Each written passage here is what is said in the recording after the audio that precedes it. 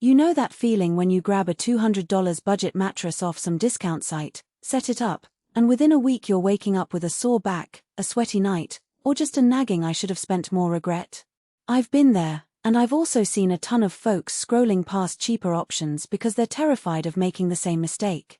That hesitation is real, especially when you're trying to balance comfort, durability, and a price tag that doesn't break the bank.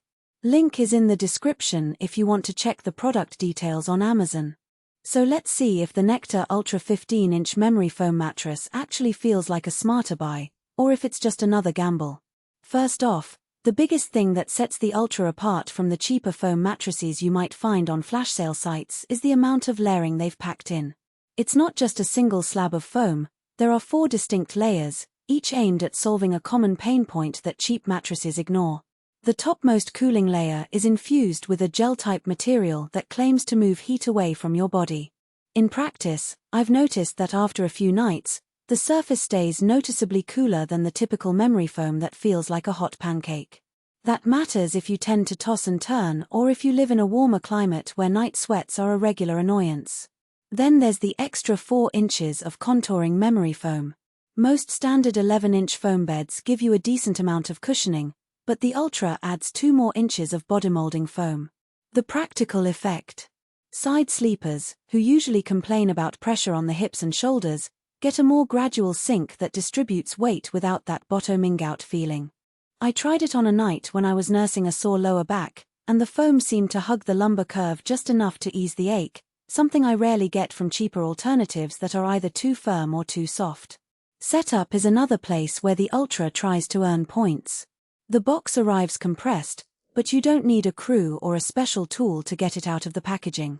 You simply roll it out in the room where you want it, cut the tape, and let it expand. In my case, it took about an hour to fully regain its shape, and I could walk on it after 30 minutes without feeling that still flattened sensation some other mattresses have.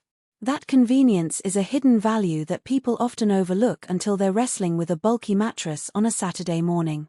Now, who should actually consider buying this thing? If you're a side sleeper, or someone who sleeps in a mixed position, sometimes on your back, sometimes on your side, the pressure relief architecture is a real benefit. It also makes sense for anyone who deals with chronic back pain. The contouring layer can reduce the pressure points that aggravate the spine.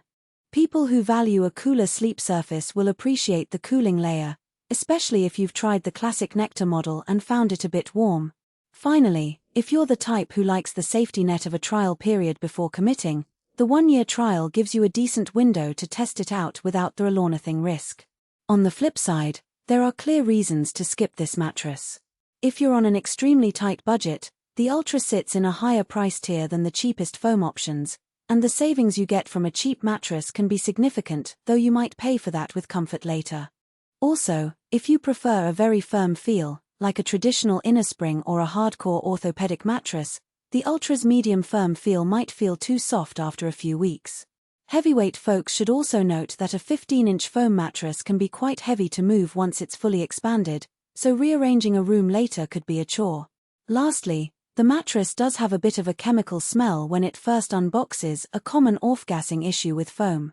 It clears up within a day or two, but if you're extremely sensitive to odors, that could be a deal-breaker.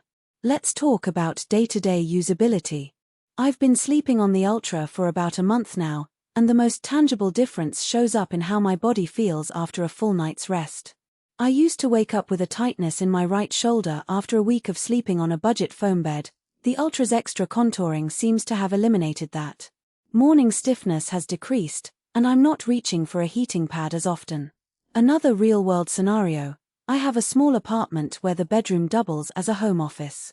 The mattress was easy enough to slide onto a sturdy platform bed I already own, and the box design meant I could keep the packaging in the corner as a storage bin for extra blankets. That's a small convenience that rarely gets highlighted but makes life a little smoother. What about durability? While I don't have a